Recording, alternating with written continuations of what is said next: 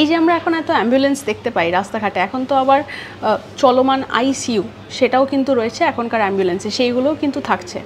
কিন্তু বলতে পারবেন এই প্রথম গাড়ি হিসাবে অ্যাম্বুলেন্সকে ব্যবহার করা কবে থেকে শুরু হলো? এটা কিন্তু এসছে প্রথম বিশ্বযুদ্ধ, সেই সময় থেকে, তখন থেকেই এই অ্যাম্বুলেন্স, এই যে গাড়িকে অ্যাম্বুলেন্স হিসাবে ব্যবহার করার আইডিয়াটা তবে থেকে আসে। আগে কি হতো না, অ্যাম্বুলেন্সের যে কনসেপ্টটি সেটা কিন্তু থাকতো, কিন্তু সেই সময় গাড়ি ছিল না, ঘোড়ার গাড়ি সেটাই কিন্তু ছিল, এবং ঘোড়ার গাড়িটিকেই অ্যাম্বুলেন্স হিসাবে ব্যবহার করা হতো। মানে যে সকল সৈন্যরা আহত হতেন তাদেরকে ওই ঘোড়ার গাড়িতে করে নিয়ে গিয়ে স্টেশনে রাখা হতো এবং তারপরে ট্রেনে করে তাদেরকে ক্যাম্পে নিয়ে যাওয়া হতো।